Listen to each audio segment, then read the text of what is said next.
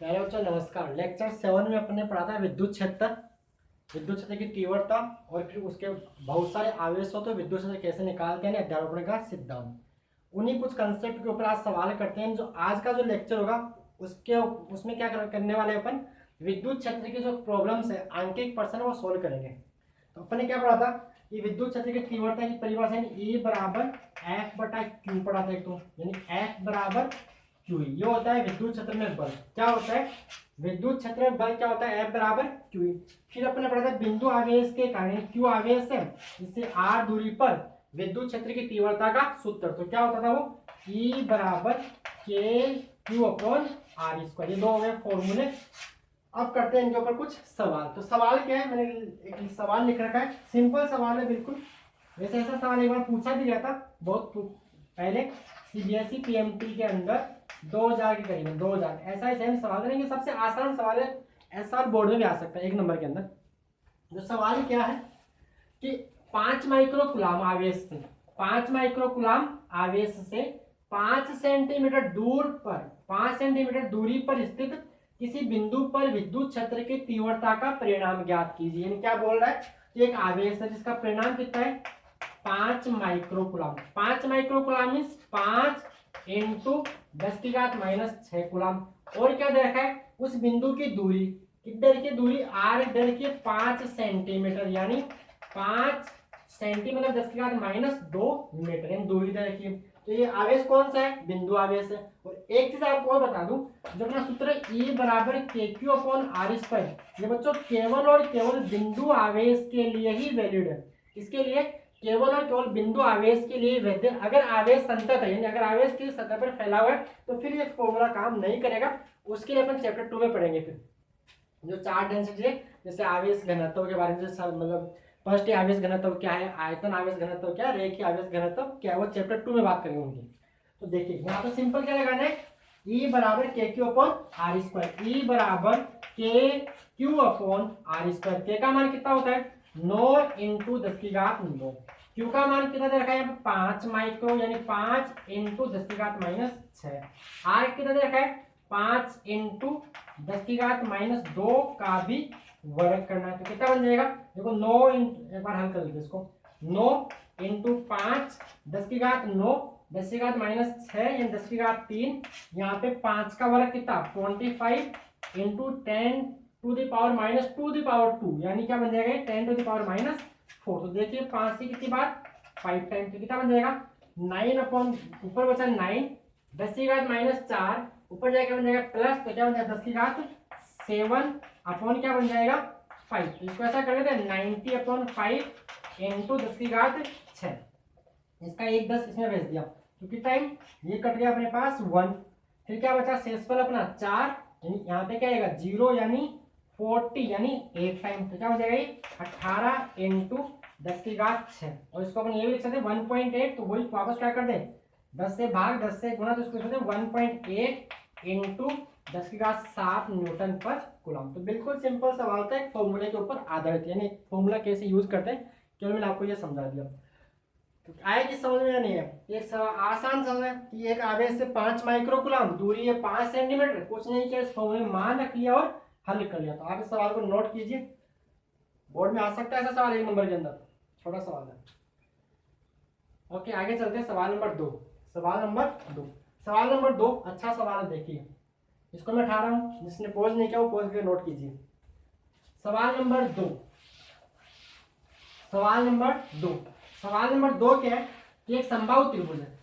सवाल क्या है मैं बोल देता हूँ, एक समबाहु त्रिभुज है जिसकी भुजा प्रत्येक भुजा A है, जिसकी प्रत्येक भुजा क्या है A है। एक समबाहु त्रिभुज है जिसकी प्रत्येक भुजा मैंने क्या मान ली A। और ये सिरस A है, ये सिरस B है और ये सिरस C है। B और C पर एक आवेश रखा है कैपिटल Q और कैपिटल Q। इन दोनों आवेशों की वजह से सिरस A पर विद्युत क्षेत्र का परिणाम क्या होगा, ये अपने को निकालना है। तो सवाल क्या होगा, सवाल आप नोट कर लीजिए कि एक समबाहु त्रिभुज ABC क्या है, एक समबाहु त्रिभुज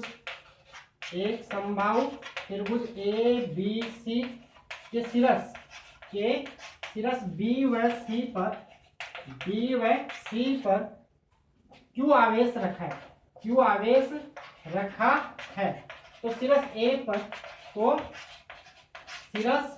ए पर विद्युत क्षेत्र की तीव्रता का परिणाम ज्ञात कीजिए। तो सिरस ए पर विद्युत क्षेत्र की तीव्रता का परिणाम ज्ञात कीजिए, ये सवाल है। विद्युत क्षेत्र की तीव्रता का परिणाम ज्ञात कीजिए, ठीक है। ये सवाल है, सवाल तो आप नोट कर लेना। ये तो मैं इसको समझाता हूँ। सवाल क्या है कि एक समबाहु त्रिभुज है, इसके सिरस बी और सी पर एक आवेश रखा है क्यू, एक आवेश बी पर क्यू, सी पर भी क्यू, और इन दोनों की वजह से इस ए पर विद्युत क्षेत्र का परिणाम क्या होगा। तो देखिए मैंने आपको बताया था कि धनावेश से विद्युत क्षेत्र बाहर की ओर होता है। किधर होता है? बाहर की ओर। तो इस प्लस क्यू आवेश की वजह से इस सिरस ए पर विद्युत क्षेत्र कहाँ होगा? इधर, इस ऊपर की ओर। इसको मैं बोलता हूँ ई बी। क्या बोलता हूँ? E B. इसी प्रकार जो सी पर आवेश है प्लस क्यू, इसकी वजह से विद्युत क्षेत्र क्या होगा? बाहर की ओर। कहां जाएगा? ये ऊपर की ओर। इसको बोल देते हैं ई सी। अब ये कोण कितना डिग्री है? 60 डिग्री। क्यों है 60 डिग्री? क्योंकि समबाहु त्रिभुज का प्रत्येक कोण कितना होता है? 60 डिग्री। ये भी कितना आने वाला है? 60 डिग्री। कैसे? क्योंकि ये बन गया शीर्षाभिमुख कोण। अब विद्युत क्षेत्र कैसी राशि है? सदिश राशि। तो क्या करना अपने को कि दो सदिश है, उनके बीच का कोण कितना डिग्री है? 60 डिग्री। तो सिंपल दोनों को जोड़ लेना है। तो ए का मान कितना आ गया? देखो ईबी कितना आ गया? ईबी का मान आ जाएगा के क्यू अपॉन आर स्क्वायर, और यहाँ पे आर का मान कितना है? ए। इसका मान आ जाएगा के क्यू अपॉन ए स्क्वायर।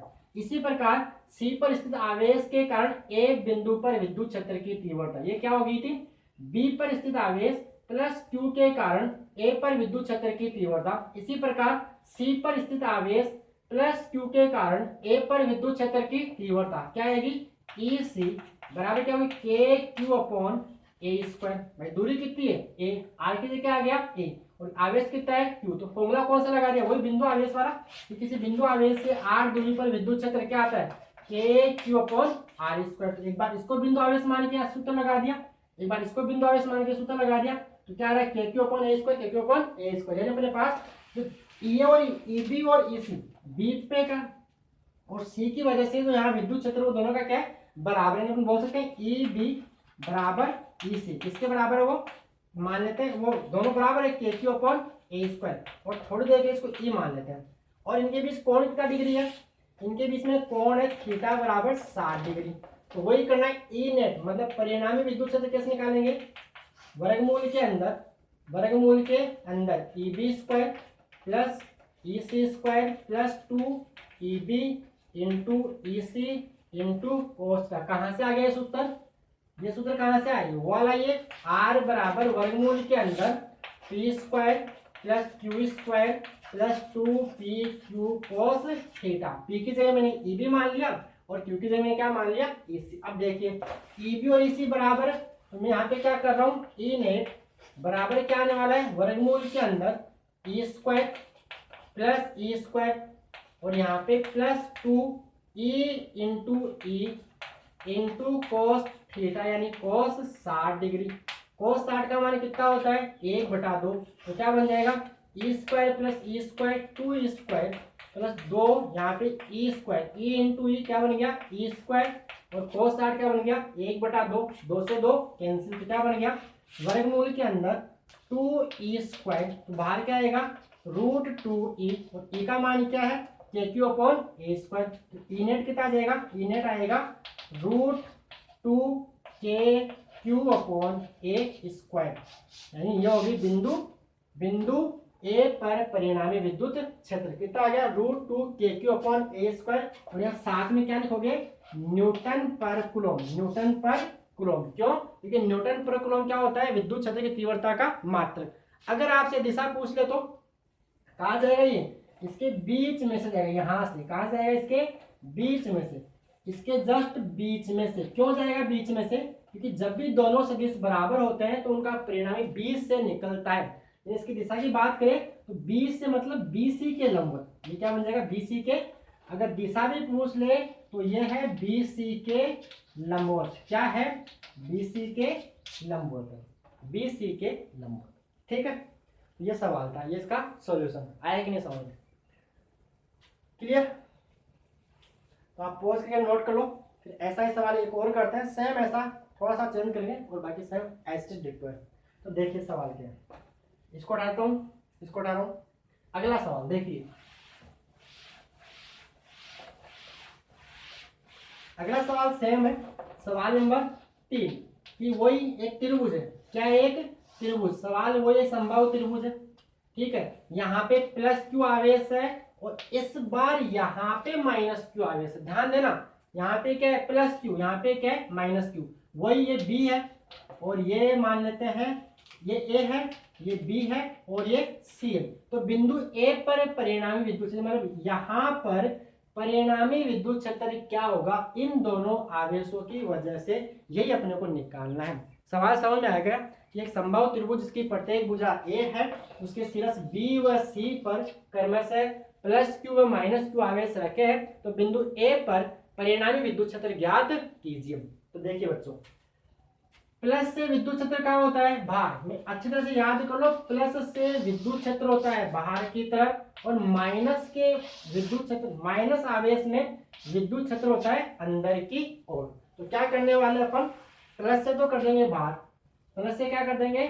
बाहर। मतलब ये हो गया ई बी की दिशा, ये क्या होगी? ई बी की, मतलब बी पर स्थित आवेश के कारण ए पर विद्युत क्षेत्र की तीव्रता।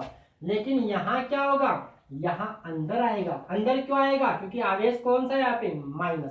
तो ये होगी ई सी की दिशा। अब करना क्या है? ये अपने को कोण देखना है। ये क्या देखना है? कोण कितना डिग्री है भाई? ये 60 डिग्री। क्यों 60 डिग्री है? क्योंकि समबाहु त्रिभुज का प्रत्येक कोण कितना होता है? 60 डिग्री। तो ये कितना बच जाएगा? 180 डिग्री, 180 डिग्री। सॉरी, पूरा कितना होता है? 180। पूरा कितना होता है? 180। 180 में से क्या आ गया? 60 गया, तो कितना बचेगा? 120, यानी 120 डिग्री। कितना बच जाएगा? 120 डिग्री। तो सेम वही फॉर्मूला लगाना है कि दो सदिश है, उनके बीच में कोण 120 डिग्री है। तो क्या हो जाएगा? पहले इनका परिणाम निकाल लेते हैं। ईबी का परिणाम क्या है? ईबी का परिणाम है KQ/A²। ए कहां से आ गया? ये दूरी अपन ने ए मान रखी है। इसी प्रकार EC क्या होगा? KQ/A²।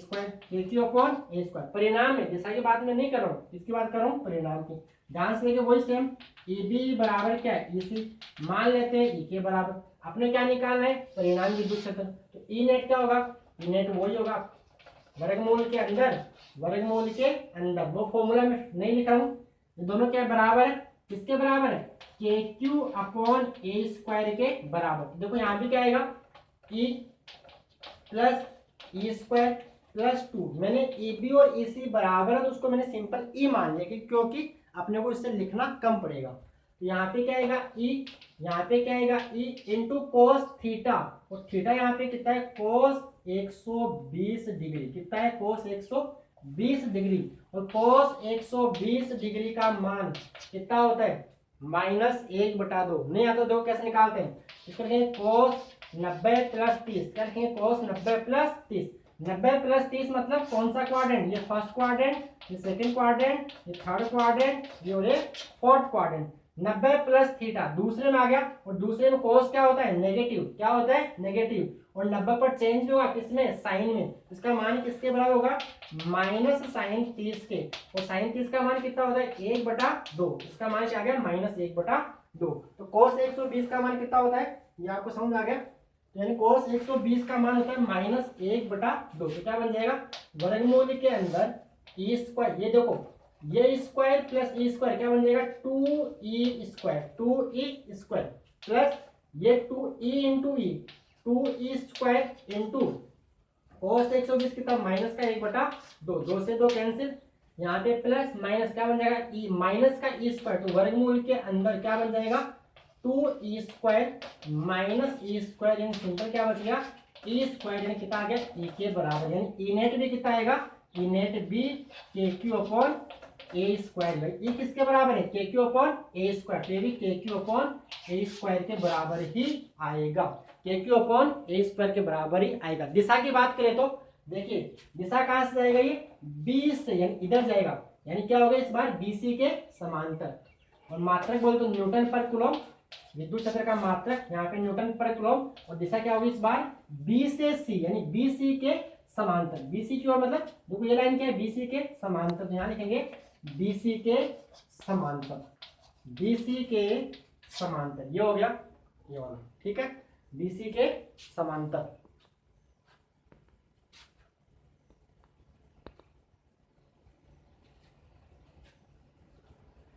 तो आप पॉज करके नोट कर लो सॉल्यूशन इसका। अगला सवाल फिर करते हैं। अगला सवाल पूछा गया था AEEE 2002 के अंदर, ऐसा ही सवाल है लेकिन पूछा गया है कंपटीशन के अंदर AEEE 2002, जो आज का JEE मेन वो पहले उसी को AEEE बोलते थे।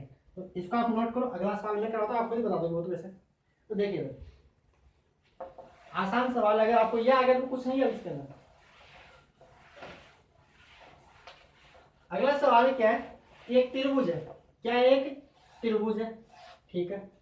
त्रिभुज के प्रत्येक शीर्ष पर यहाँ पे भी आवेश Q है, यहाँ पे भी आवेश Q है और यहाँ पे भी आवेश क्या है Q। तो इसके केंद्र O पर विद्युत क्षेत्र की तीव्रता कितनी होगी? इसके केंद्र O पर विद्युत क्षेत्र की तीव्रता कितनी होगी? वहां पे ऑप्शन थे 4। ऑप्शन 4 क्या थे मैं बताऊं क्या? ऑप्शन 4 थे वहां पे। ऑप्शन से क्या करना पड़ेगा, आंसर निकालते हैं। जो भी 4 ऑप्शन होते हैं कंपटीशन, क्या होते हैं 4 ऑप्शन होते हैं, आपको एक ऑप्शन टिक करना होता है। लेकिन सवाल पूछा गया AEEE 2002 के अंदर, AEEE 2002 के अंदर। तो सवाल क्या है कि संभव त्रिभुज के तीनों शीर्षों पर, मान लो ये A है, ये B है और ये C है, तो तीनों शीर्षों पर समान आवेश रखा हुआ है, उसके केंद्र पर विद्युत क्षेत्र की तीव्रता कितनी होगी? तो बच्चों ये संभव त्रिभुज है। कौन सा त्रिभुज है? संभव त्रिभुज। तो आपको याद होगा कि संभव त्रिभुज में ये दूरी जितनी होती है उतनी ये होती है, उतनी दूरी ये होती है। ये दूरी कितनी मान लेते हैं R, ये कितनी मान लेते हैं R, ये कितनी मान लेते हैं R। एक्चुअली इस R का जो मान होता है वो a/√3 होता है। कितना होता है? a/√3। आपको पता होगा सारी कितनी होती है? √3/2 a होती है। और त्रिभुज की माध्यिका इसके केंद्र क्या करती है? 2:1 के अनुपात में विभाजित करती है। तो इस पूरे को अपन हल करेंगे, इस R का मान a/√3 आएगा। इस a/√3 से कोई मतलब नहीं है।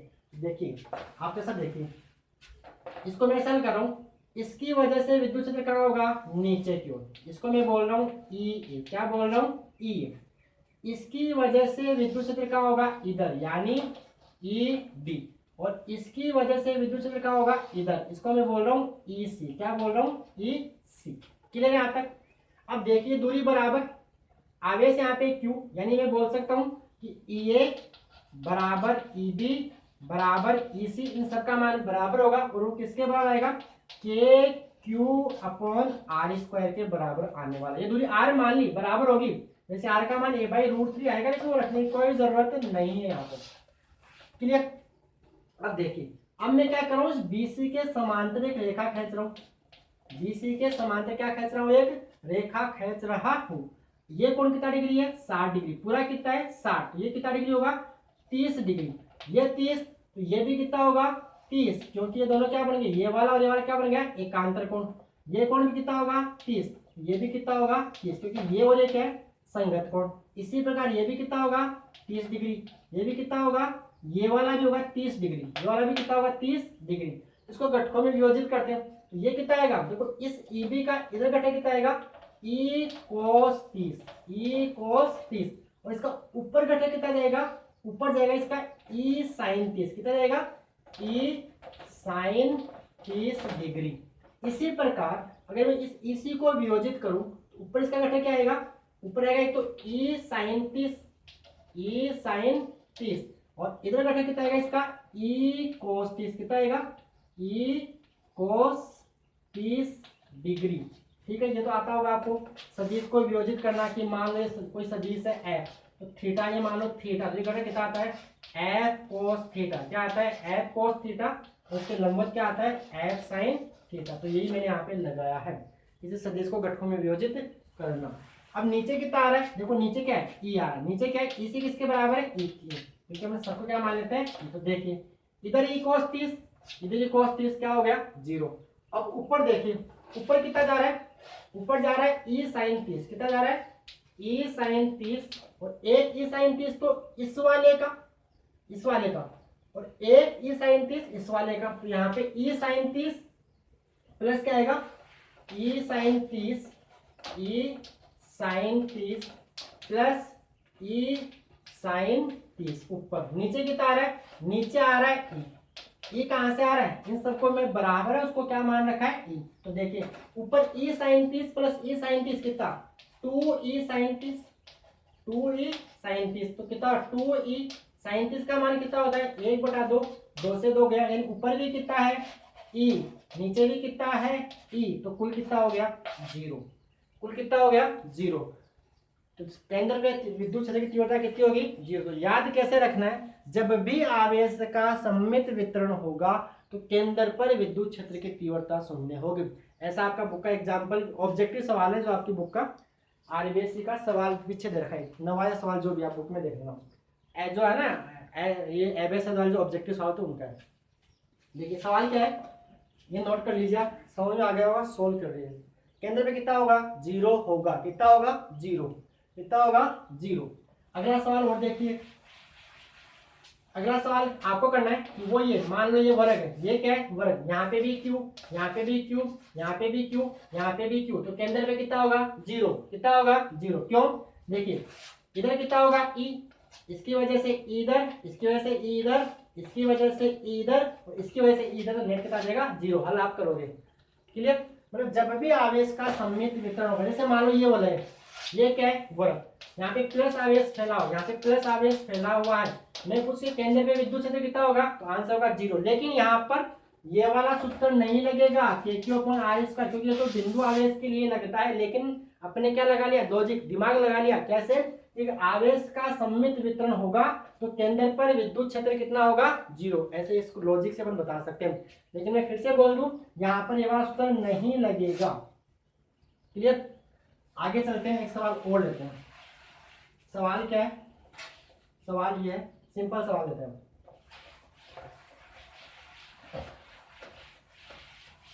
सवाल ये है कि ये 1 माइक्रोकूलम और 2 माइक्रोकूलम के दो आवेश हैं। 1 माइक्रोकूलम और 2 माइक्रोकूलम के दो आवेश, लिख लो। 1 माइक्रोकूलम व 2 माइक्रोकूलम के दो आवेश परस्पर एक दूसरे से 2 सेंटीमीटर दूरी पर रखें।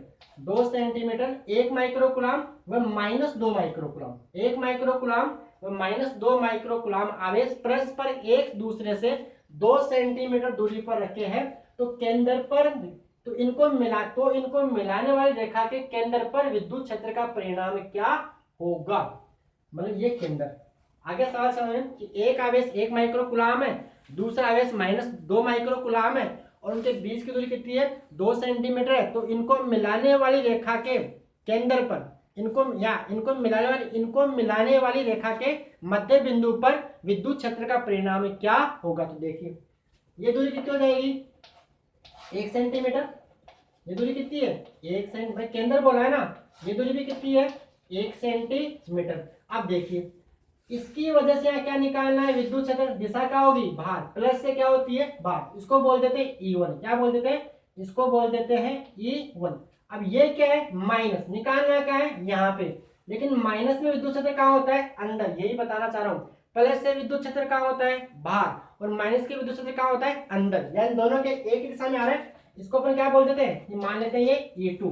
तो केंद्र पर परिणामी विद्युत क्षेत्र, केंद्र पर परिणामी विद्युत क्षेत्र कितना होगा? विद्युत क्षेत्र। दोनों जुड़ेंगे। दोनों क्यों जुड़ेंगे? क्योंकि दोनों एक ही दिशा में है। तो ई नेट क्या आ जाएगा? ई नेट बन जाएगा E1 प्लस E2। क्यों जुड़ा? क्योंकि प्लस से तो हो गया बाहर, प्लस से तो कहाँ हो गया? बाहर, और माइनस के कहाँ हो गया? अंदर। लेकिन दोनों किधर आ गए? दाईं तरफ। तो E1 का मान क्या है? भाई बिंदु आवेश है, तो फॉर्मूला कौन सा लगाएंगे? KQ/R² वाला। तो K का मान कितना? 9 × 10⁻9।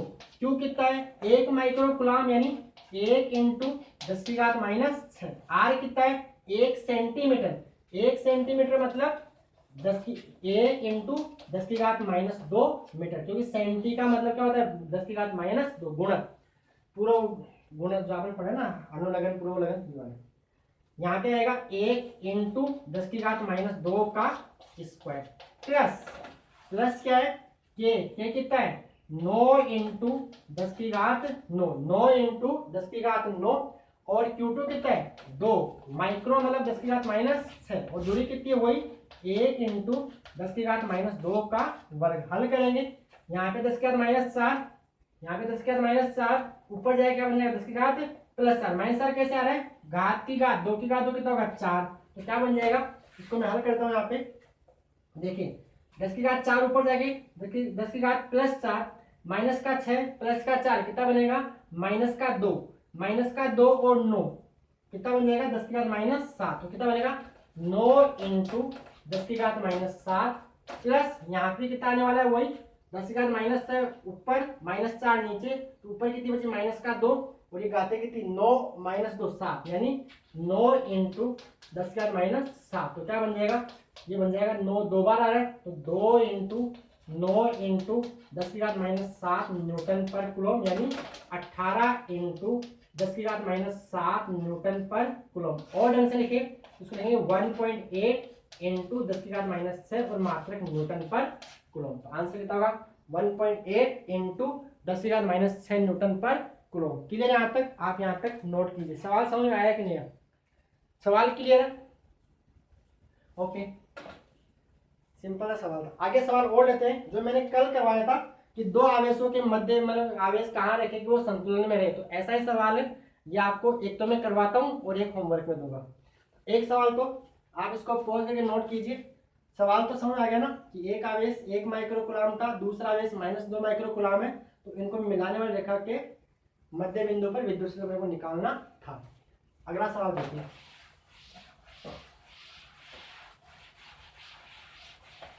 क्वेश्चन नंबर जो भी कौन सा है 3 4 5 वाला क्वेश्चन नंबर 5। सवाल क्या है कि एक आवेश Q है, एक आवेश 4Q है। कल भी मैंने ऐसा ही सवाल करवाया था लेकिन वहां पे क्या निकाल रहे थे बल। यहाँ पे सवाल क्या है इनके बीच की दूरी L है, इनके बीच की दूरी कितनी है L। तो इनको मिलाने वाली रेखा के किस बिंदु पर विद्युत क्षेत्र की तीव्रता शून्य होगी। तो देखिए मान लो यहाँ देख लेते हैं इनको मिलाने वाली रेखा पर कहाँ विद्युत क्षेत्र की तीव्रता शून्य होगी। तो मान लो यहाँ देखते हैं तो यहाँ प्लस से कहाँ होगा विद्युत क्षेत्र बाहर, इससे भी कहाँ होगा बाहर, दोनों क्या आ रहे हैं एक ही दिशा में, तो यहाँ पे 0 नहीं हो सकता। वो ये कल वाला मान लो यहाँ रखते हैं यहाँ विद्युत क्षेत्र 0 होगा कि नहीं होगा। तो प्लस से कहाँ होगा विद्युत क्षेत्र बाहर की ओर, प्लस से भी कहाँ होगा बाहर की ओर, तो यहाँ पे 0 नहीं हो सकता, तो कहीं यहीं पे होगा। तो मान लेते हैं छोटे वाले आवेश से x दूरी पर 0 होगा, छोटे वाले आवेश से x दूरी पर 0 होगा। देखो होगा भी। प्लस से कहाँ होगा बाहर, मान लो ये E1 है और प्लस से कहाँ होगा बाहर है, इसकी वजह से दाहिनी तरफ होगा और 4Q की वजह से बाईं तरफ होगा। ये क्या बन जाएगा E2। अगर विद्युत क्षेत्र क्या होना चाहिए, सवाल क्या है कि Q दो आवेश Q है 4Q। सवाल क्या है कि दो आवेश Q है 4Q जिनके बीच की दूरी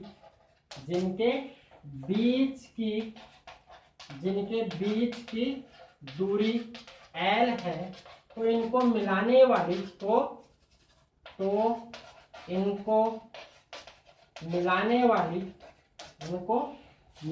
वाली रेखा के किस बिंदु पर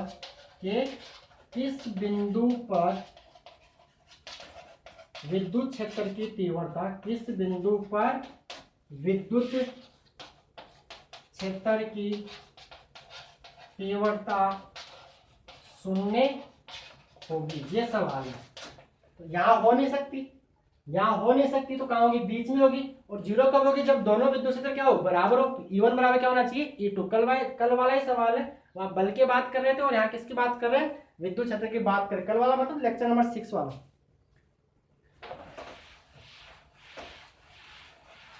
तो देखिएगा तो E1 बराबर क्या होना चाहिए E2, मतलब नेट कितना होना चाहिए भाई E1 vector plus E2 vector क्या होना चाहिए जी बराबर क्या होना चाहिए 0। क्यों होना चाहिए क्योंकि विद्युत क्षेत्र की तीव्रता क्या होनी चाहिए 0 तभी यहाँ।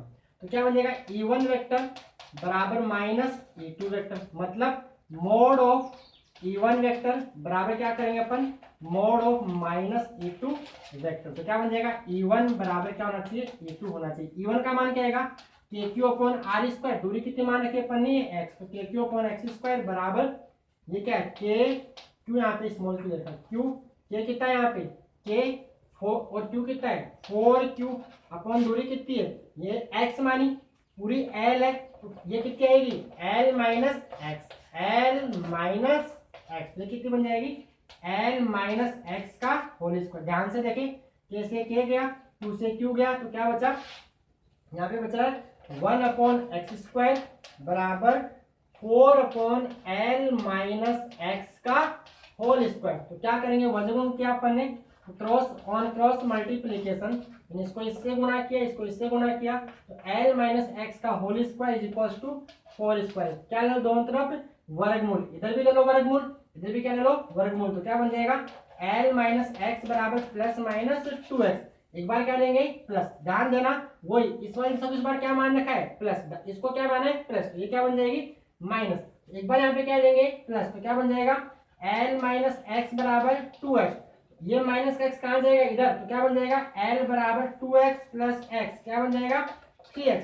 तो x का मान क्या आ गया l बटा 3, यानी छोटे वाले आवेश से l बटा 3 दूरी दाईं तरफ, l बटा 3 दूरी दाईं तरफ।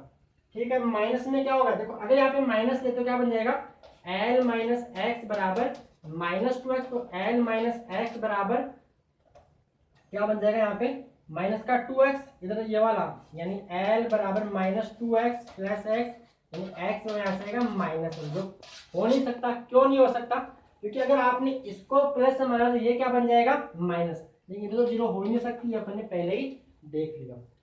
तो आप बच्चों इस सवाल को नोट कीजिए, इसका वो सूत्र भी लगा सकते हो ट्रिक वाला जो मैंने लेक्चर नंबर 6 में बताया था, रूट के अंदर q1 upon root q2 plus root q1 into L वाला, जिसने लेक्चर नंबर 6 देखा उसको पता होगा, वो शॉर्ट ट्रिक यहाँ पे लगा सकते हैं। लेकिन मैं नहीं बोल रहा आप शॉर्ट ट्रिक याद रखो, आपको तरीका आना चाहिए। आप इसको सोल्व करके पॉज करके नोट कर लो। एक आगे सवाल देता हूँ होमवर्क के लिए, सवाल वही डेटा है, कोई चेंज नहीं है, वही डेटा है सेम। काम क्या करना है आपको कि वही दो आवेश Q, दो आवेश क्या है, एक आवेश Q है और एक आवेश क्या है -9Q है, एक आवेश कितना है -9Q है। तो सवाल क्या है, इनके बीच की दूरी L है, तो सवाल यही है कि दोनों आवेशों को मिलाने वाली रेखा के किस बिंदु पर विद्युत क्षेत्र की तीव्रता शून्य होगी। सवाल क्या है कि ये मैं लिख देता हूं, Q व आवेश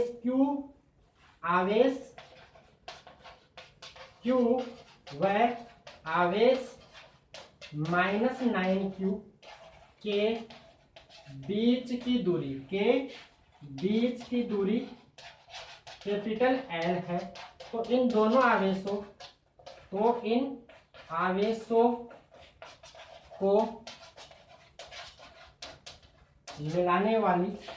आवेशों को मिलाने वाली रेखा के किस बिंदु पर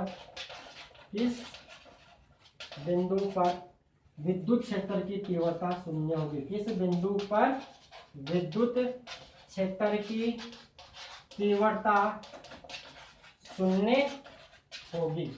भाई 9Q के दाईं तरफ होगी कि Q के बाईं तरफ होगी, इनके बीच में होगी, आपको निकालना है और आंसर कमेंट बॉक्स में डालना है। आज के वीडियो में इतना ही। अगर आपको वीडियो अच्छा लगा तो लाइक, कमेंट, शेयर और अपने जो यार दोस्त हैं उनके साथ भी शेयर कीजिए और चैनल को सब्सक्राइब भी कर लीजिए। Okay, thank you.